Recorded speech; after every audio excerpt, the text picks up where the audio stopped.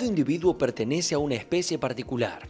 Las poblaciones son conjuntos de individuos de una misma especie que conviven en un determinado momento y lugar, mientras que las comunidades son grupos de poblaciones de distintas especies que conviven en un determinado momento y lugar.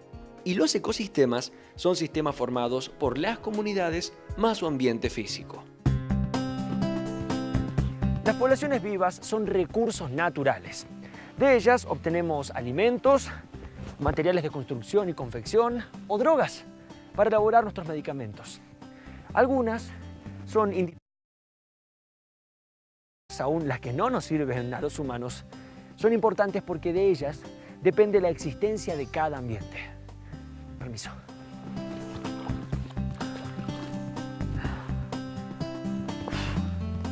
Las poblaciones tienen una dinámica propia y se modifican, por ejemplo, por factores climáticos, ambientales o por depredación.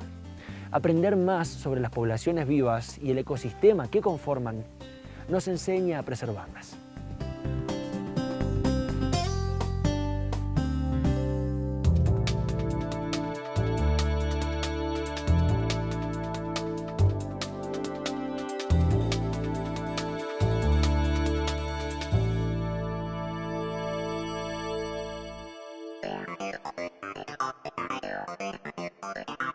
No todos los individuos de una especie viven en el mismo ecosistema. Por ejemplo, no todas las garcitas blancas que existen viven en la laguna de San Miguel del Monte en la provincia de Buenos Aires. Hay garcitas blancas en otras lagunas y aunque no estén juntas, son parte de la misma especie.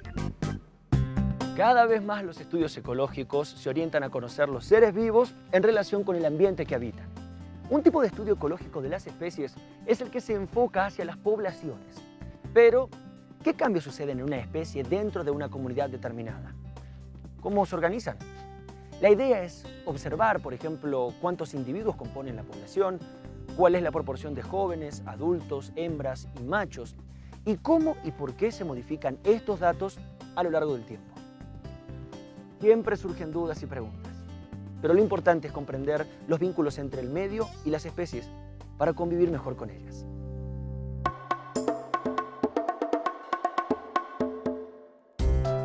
Estamos en la laguna de Los Pozuelos, en Jujuy. En esta hermosa comunidad de seres vivos sobresalen los llamativos flamencos, aves de largas patas y picos encorvados, de los que pueden haber hasta 25.000 ejemplares. Llegan en grandes bandadas y establecen colonias en donde los flamencos de la misma especie se mantienen siempre cercanos. Aquí se aparean, construyen nidos de barro en las orillas de la laguna y se alimentan en el agua de pequeños invertebrados y algas microscópicas. En la laguna de Los Pozuelos se encuentran flamencos de 3 especies diferentes. Conviven sin problemas porque no compiten por alimentos ya que tienen dietas distintas. Cada especie de flamencos tiene un número definido de individuos en el lugar. Cada uno de esos conjuntos de flamencos es una población en la comunidad de la laguna de Los Pozuelos. Muy lejos, en la laguna de Llancanelo, en Mendoza, también habitan las mismas 3 especies de flamencos, cada una con una población propia de cierto número de individuos. Hay flamencos de una misma especie en ambas lagunas, pero los de una y otra laguna pertenecen a distintas poblaciones, aunque de la misma especie y cada grupo es independiente del otro. Según los nacimientos y muertes del año, cada población puede tener un número diferente de individuos cada año. Por ejemplo, si en una laguna una población de flamencos tiene un gran número de nacimientos, habrá muchos pichones y jóvenes flamencos.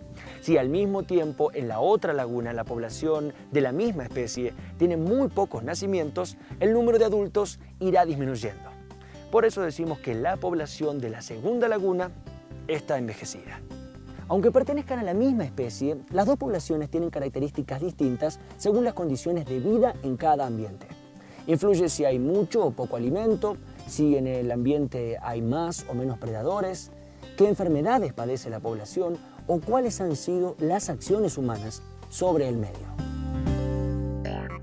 Tanto en Jujuy como en Mendoza, las poblaciones de flamencos conviven y se relacionan con poblaciones de otras especies de aves acuáticas.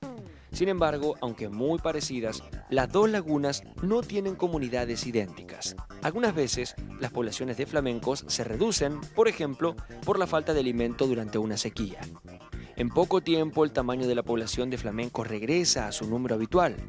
Esto es posible porque las causas de la disminución son componentes naturales no catastróficos del ecosistema. Cuando acaba la sequía, la laguna se restablece. Estas poblaciones se reponen porque su ambiente, aunque cambia, no lo hace drásticamente. Un número de flamencos sobrevive y el ciclo vuelve a empezar. Los flamencos viven en ambientes que el hombre no ha modificado demasiado. Sin embargo, muchas poblaciones de especies han desaparecido o corren peligro de extinción.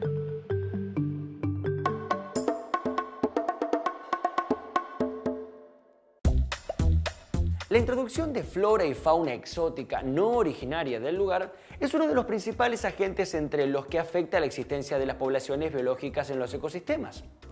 Hablamos de especies traídas por el ser humano desde otras regiones e incluso desde otros continentes.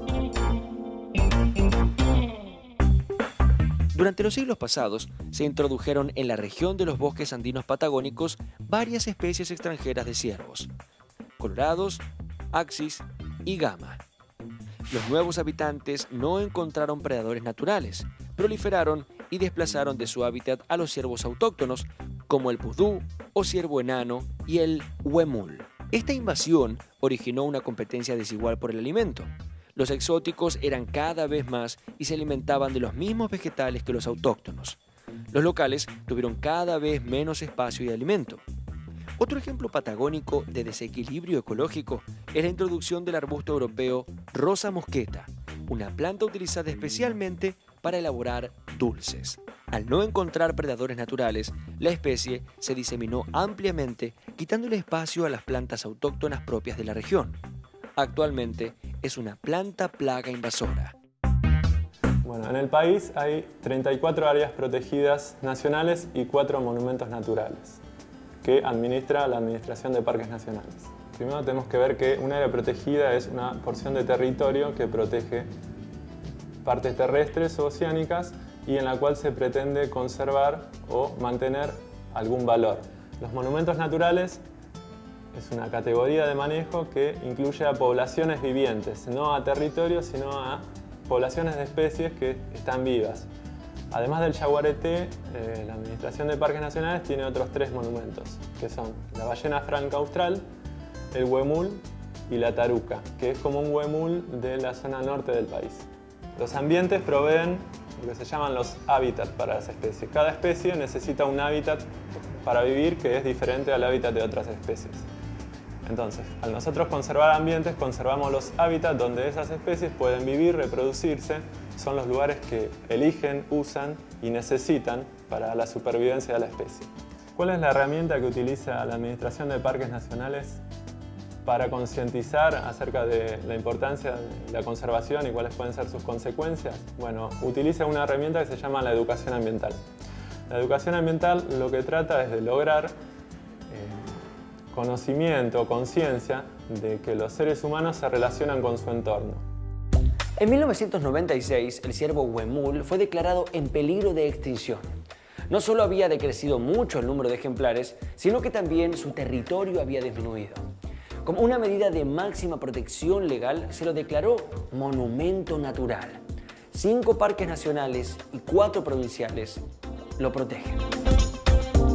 Desde 1978 hasta 1989 funcionó en la isla Victoria del Parque Nacional Nahuel Huapi, en Puerto Radal, una estación de recría de ciervos pudú a cargo de la Dirección de Parques Nacionales que, con el apoyo de la Sociedad Zoológica de Nueva York, logró que se reprodujeran ejemplares en cautiverio. Algunos de estos animales fueron liberados en la isla Victoria con collares radiotransmisores para estudiar sus desplazamientos.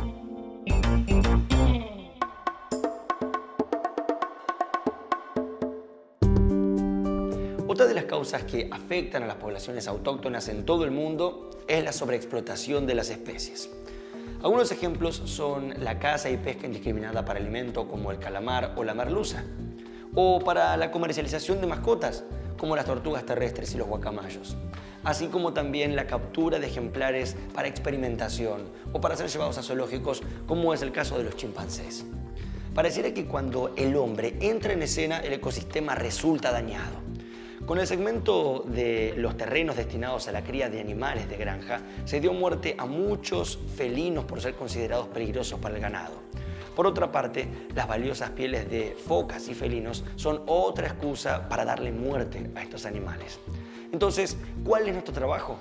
Saber que cada vez que compramos un animal o una planta de especies que están en peligro de extinción o en situación comprometida, estamos dañando el equilibrio de la naturaleza y promoviendo una actividad ilegal.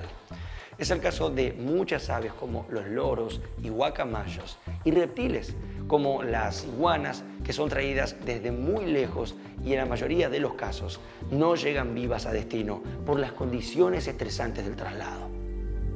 Cuando nos ponemos a pensar en la sobreexplotación de algunas especies animales, tenemos que recordar que la naturaleza no es un conjunto de estanterías de un supermercado donde uno saca una caja de un lugar y no le pasa nada a la caja de al lado.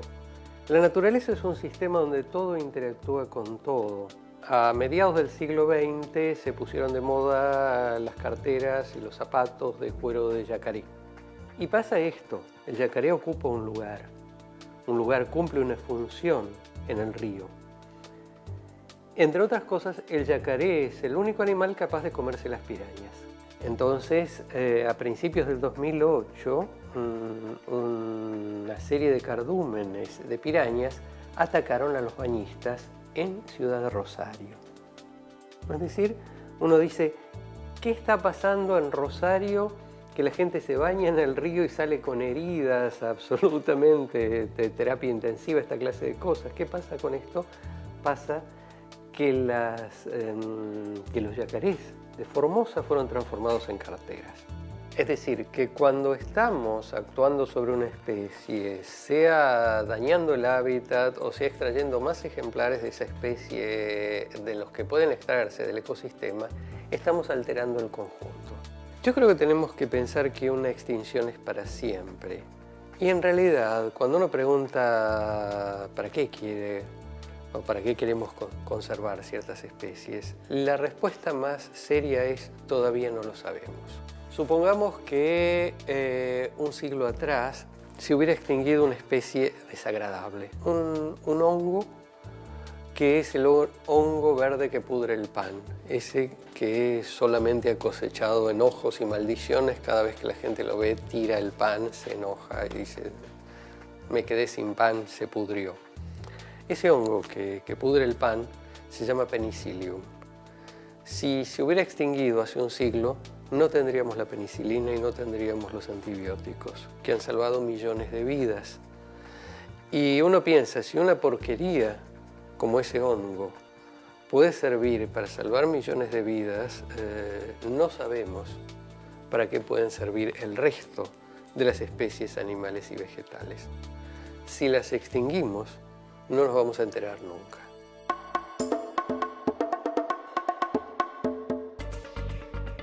El cóndor, una especie americana en peligro de extinción.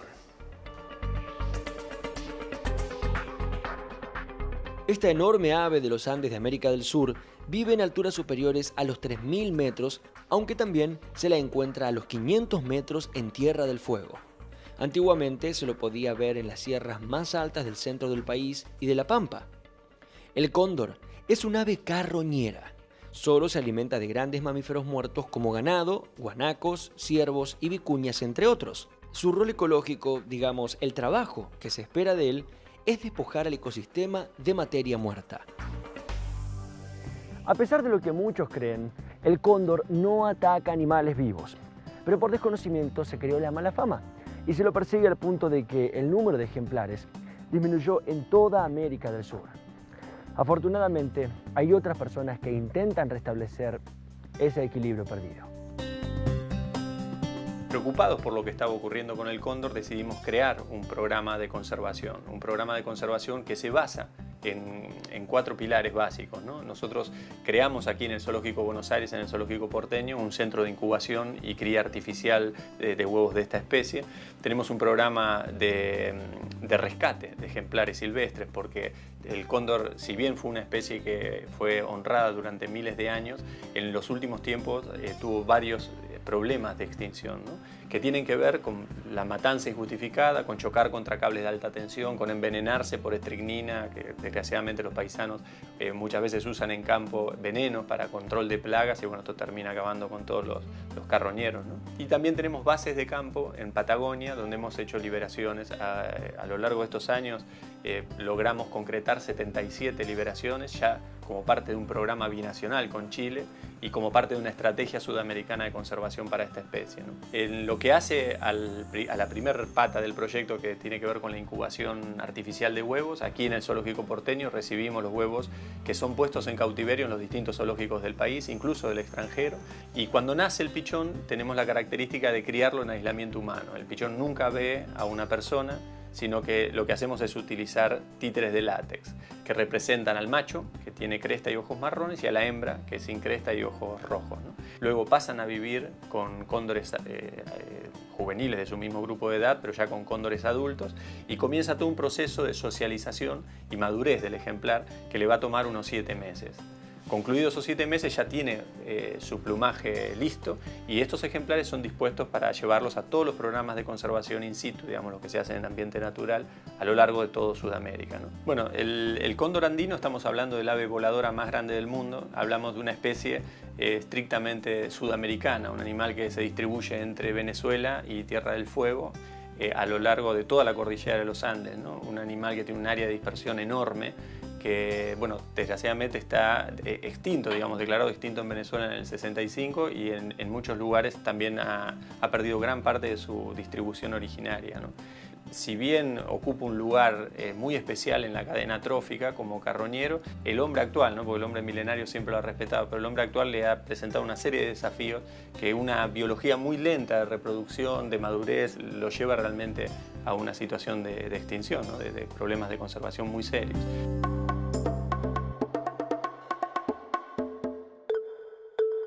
En las alturas de la región andina de la Puna vive la vicuña. Es un mamífero muy común del noroeste de nuestro país que se adapta a los grandes cambios de temperatura entre la noche y el día. Su pelaje es una lana abrigada, suave y permeable. Los lugareños la utilizan para hacer mantas, tapices y ropa. Lamentablemente también se la caza por la carne y por el cuero.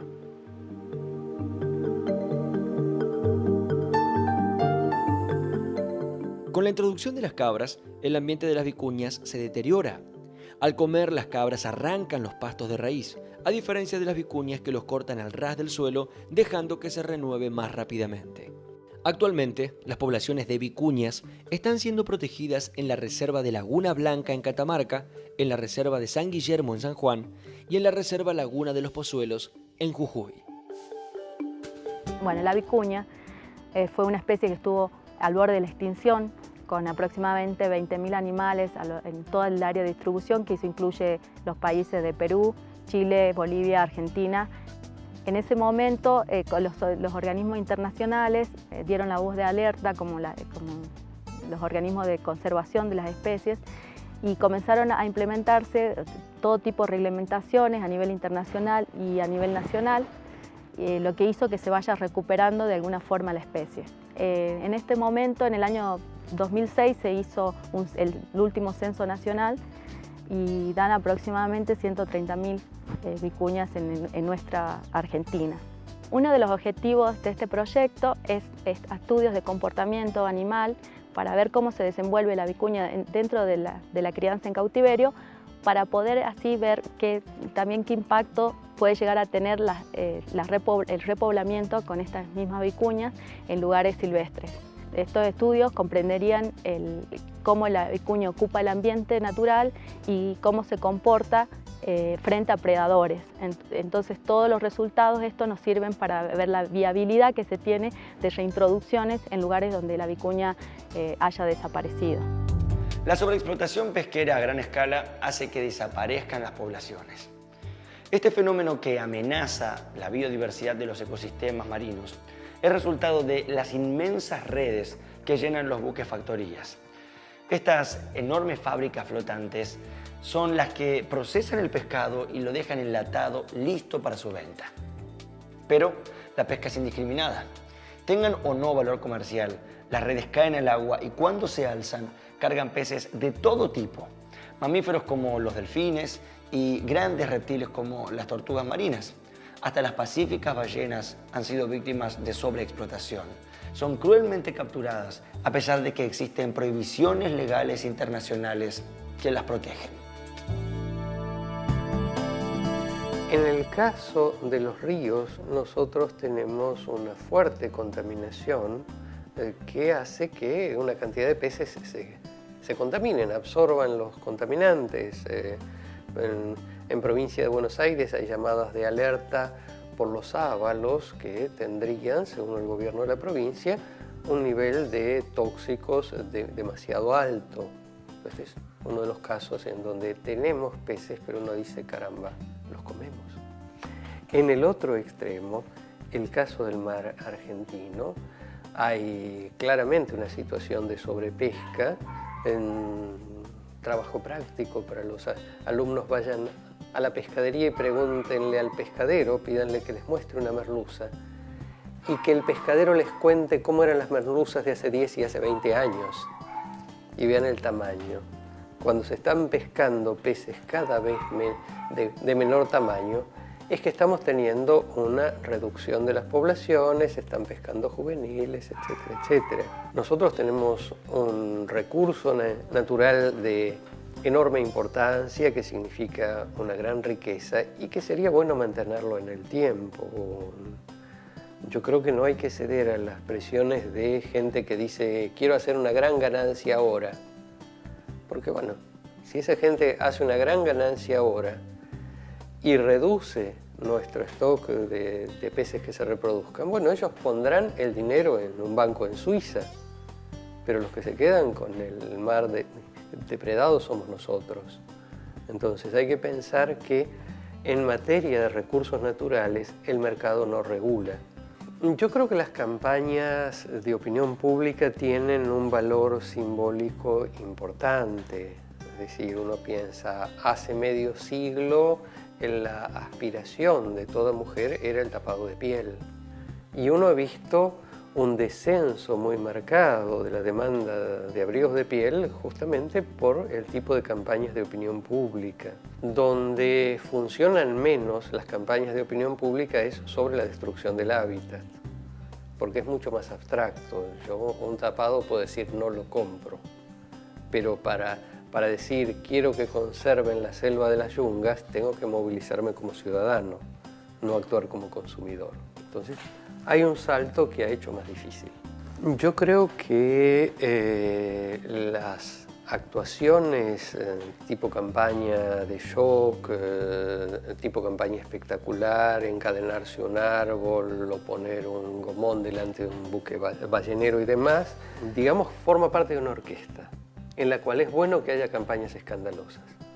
También es bueno que haya decisiones políticas, también es bueno que haya responsabilidad empresaria, también es bueno que haya sustento científico, también es bueno que haya divulgación de información. Creo que cumplen su rol y uno no debería ni dejarlas afuera ni asignarles todos los roles. La tercera causa importante que amenaza a las poblaciones es la destrucción del ambiente natural. Los desmontes y las talas de bosques y selvas no se detienen. Destrozamos el ambiente para dar lugar a campos de cultivo, de cría y de carreteras. Y el daño a especies autóctonas es incalculable.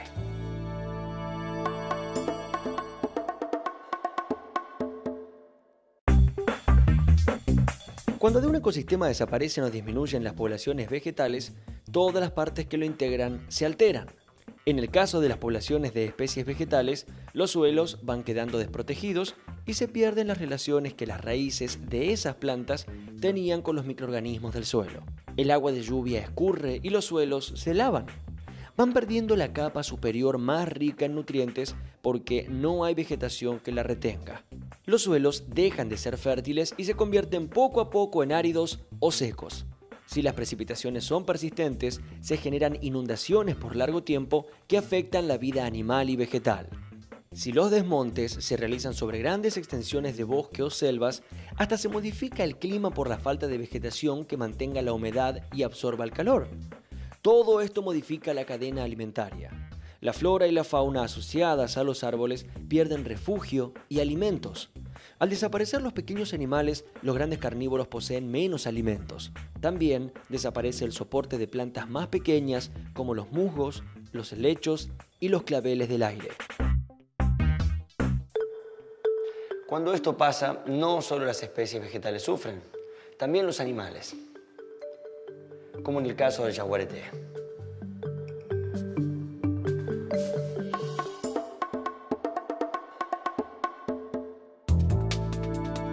El yaguareté es una especie americana en grave peligro de extinción. Los desmontes y la deforestación en nuestro país y en todo el continente lo empujan a la desaparición. Es el felino más grande de América. Los machos pueden medir 2,5 metros de largo en total y pesar 140 kilos. Sus presas más comunes son pecaríes de collar, coatíes, venados, antas, carpinchos, osos meleros, monos, vacas, peces, las ranas y hasta yacarés. La pérdida del territorio, el cambio de ambiente y la persecución que han sufrido hizo que las poblaciones de yaguareté disminuyeran en la Argentina. Ahora resisten solo en la selva misionera, en Tucumán y Salta. El yaguareté es un caso muy importante porque necesita territorio y al preservar el terreno para su existencia se preservan también muchas otras especies. Por esto se lo denomina como especie paraguas. El yaguareté bajó sus poblaciones no solo porque lo cazaran para ser tapados, sino porque lo mataban porque se comía el ganado y cada tanto se comía personas. Y allí hay una amplia discusión que también tenemos que dar y es qué hacemos, qué tipo de estrategias tenemos de conservación y de prevención en el caso de animales que pueden ser agresivos para los seres humanos. Lo que interesa decir acá es que los problemas nunca desaparecen, que estamos cambiando un problema por otro y tenemos que estar atentos a que solucionar un problema no es quedarse en ese lugar, sino solucionar un problema y aparecen problemas nuevos que se generan en la nueva situación. En términos ecológicos, la extinción de un animal importante como el yaguareté significa perder un proceso clave de la selva, la depredación. Existen evidencias científicas del importante rol que cumplen los depredadores en las comunidades biológicas. Su trabajo es mantener el control del tamaño de las poblaciones que les sirven de alimento. Los estudios ecológicos actuales permiten que entendamos cómo se relacionan los seres vivos que integran un ecosistema. Al entender cómo funcionan, podemos encontrar formas de preservar las especies y la delicada red de relaciones que poseen. Hay 3 grandes causas de desequilibrio ecológico: la introducción de especies exóticas, la sobreexplotación de las especies y la transformación brusca del medio ambiente. Una propuesta para ayudar a preservar el equilibrio ecológico es mirar alrededor y pensar qué especies del lugar en el que vivimos corren peligro y por qué. Hoy nos enfocamos en las poblaciones en peligro de desaparecer. Muchas especies y con ellas el equilibrio general del medio ambiente corren peligro. Trabajar para proteger estos espacios es trabajar para proteger la vida.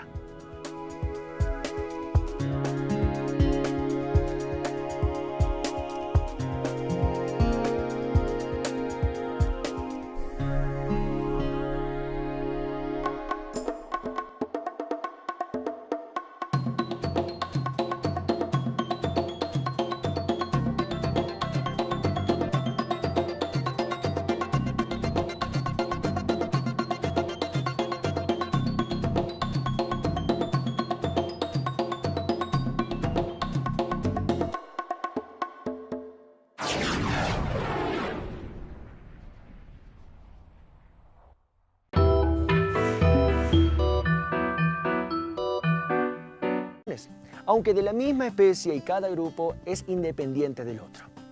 Según los nacimientos y muertes del año, cada población puede tener un número diferente de individuos cada año.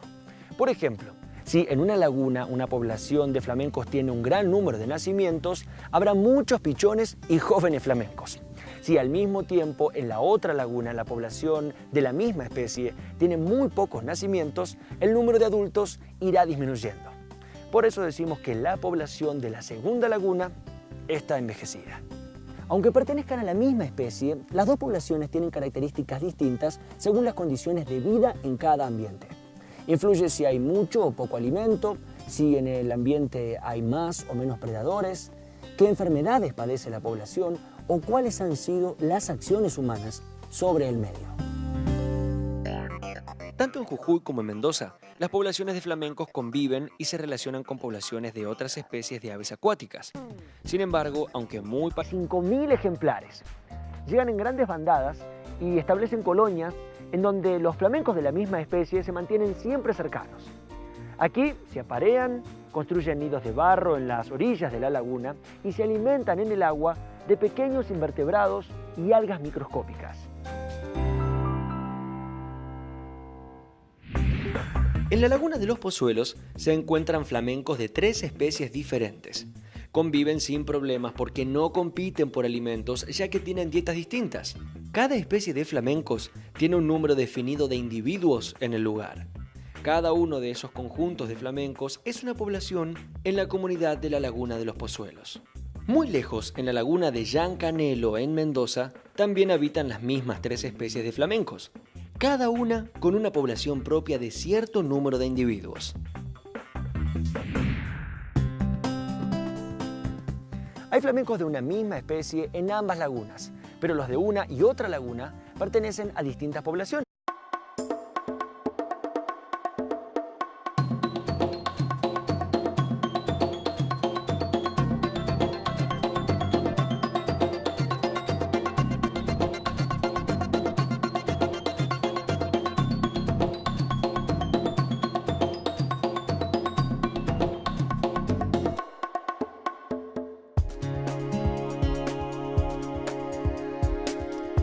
Todo individuo pertenece a una especie particular. Las poblaciones son conjuntos de individuos de una misma especie que conviven en un determinado momento y lugar, mientras que las comunidades son grupos de poblaciones de distintas especies que conviven en un determinado momento y lugar. Y los ecosistemas son sistemas formados por las comunidades más su ambiente físico. Las poblaciones vivas son recursos naturales. De ellas obtenemos alimentos, materiales de construcción y confección o drogas para elaborar nuestros medicamentos. Algunas son indispensables, aún las que no nos sirven a los humanos, son importantes porque de ellas depende la existencia de cada ambiente. Permiso.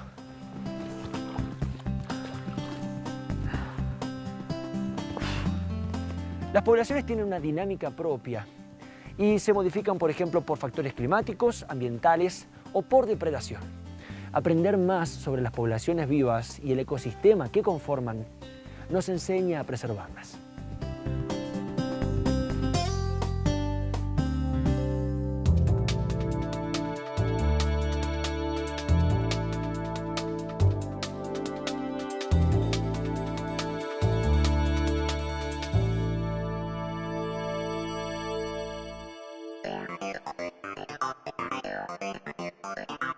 No todos los individuos de una especie viven en el mismo ecosistema. Por ejemplo, no todas las garcitas blancas que existen viven en la laguna de San Miguel del Monte en la provincia de Buenos Aires. Hay garcitas blancas en otras lagunas y aunque no estén juntas, son parte de la misma especie. Cada vez más los estudios ecológicos se orientan a conocer los seres vivos en relación con el ambiente que habitan. Un tipo de estudio ecológico de las especies es el que se enfoca hacia las poblaciones.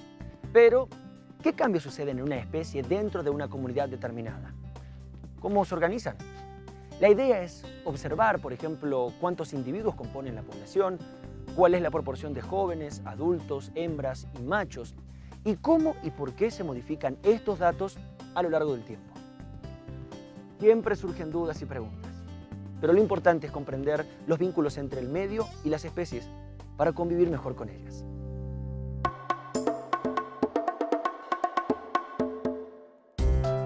Estamos en la laguna de Los Pozuelos, en Jujuy.